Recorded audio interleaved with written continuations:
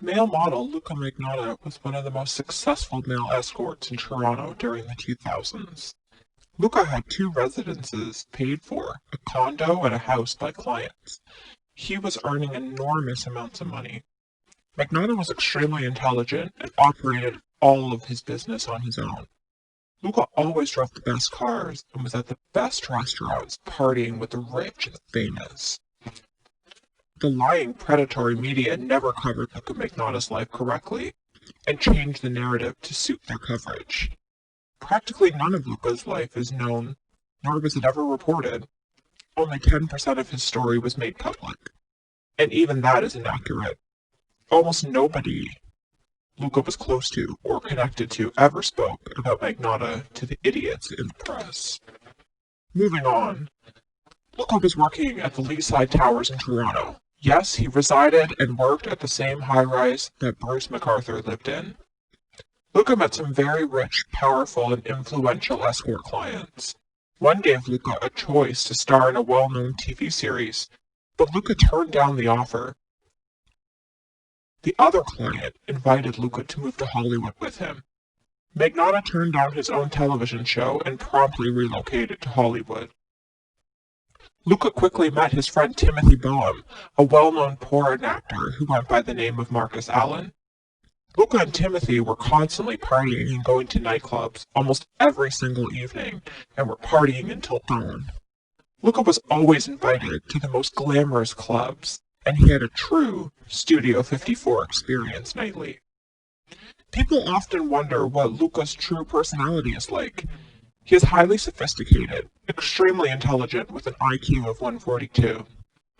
He is very loud and has a wicked sense of humor and swears like a sailor.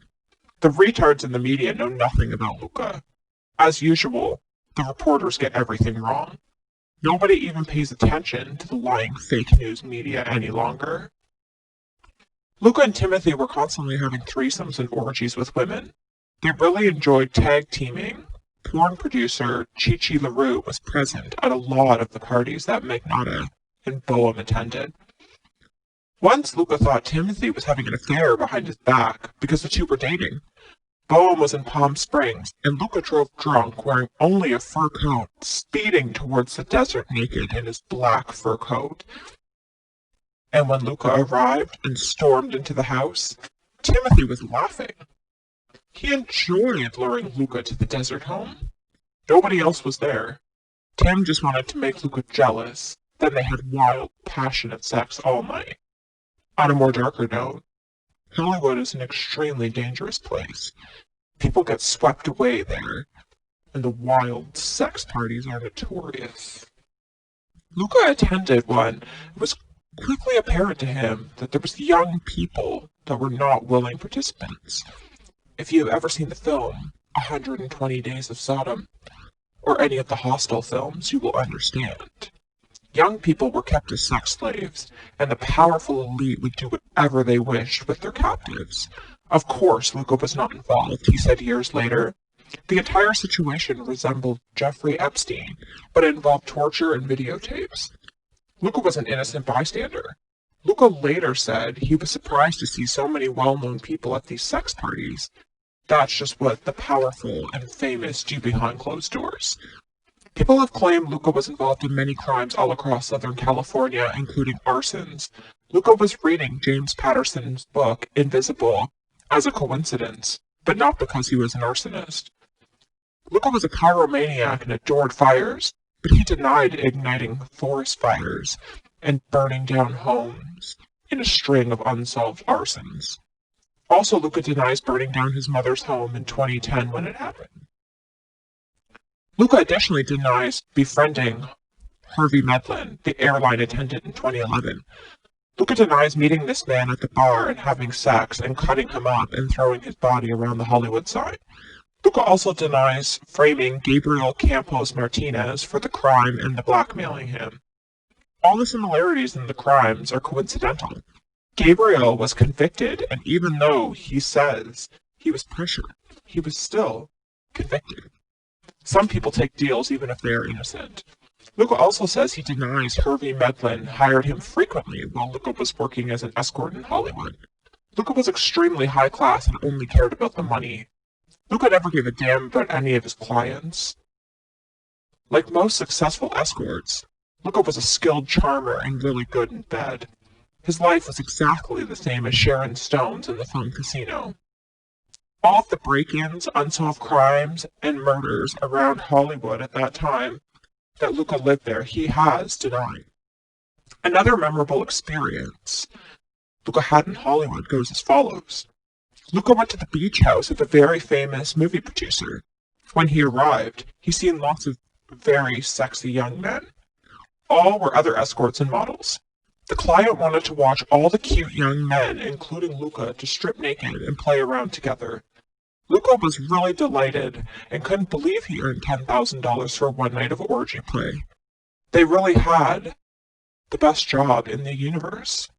Performing analingus in a circle all night long with sexy guys was Luka's idea of a great night.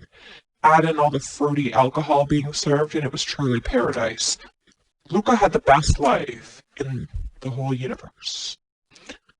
Around that time, Luka was flying back and forth from Hollywood to Israel, entertaining a very wealthy Jew. Luka was the only male escort who could provide the fetishes that this man wanted. In return, Magnotta received an enormous monthly allowance. Luka was officially rich and thankfully stored all of his money in Switzerland bank accounts.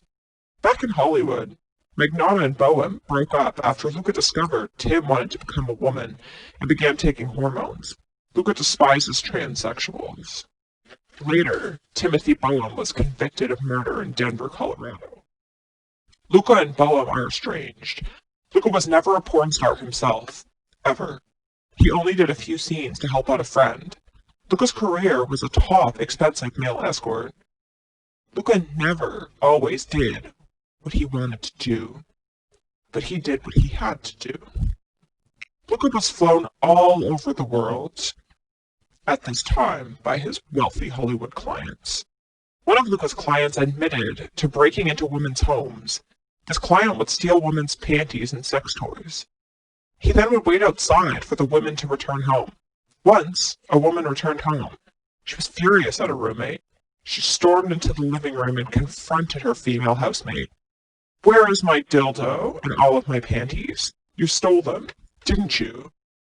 The other woman denied it, and the first woman exclaimed, "Well, do you think a pervert just broke in and stole all of my underwear?" Luka's client was outside laughing. This client forced Luka at knife point to enter houses and have sex in people's beds when they were not home and videotaped the experiences. Luka Magnotta had countless lovers and passionate experiences while he lived in Hollywood. One day a book will hopefully be written about all the untold sex adventures. Luka left Hollywood, but always returned frequently for vacations. In the near future, I will hopefully release more about his Hollywood life. I've done extensive research and spoken with true insiders. I hope you have enjoyed this podcast and some of the darker sides of the Hollywood glamour.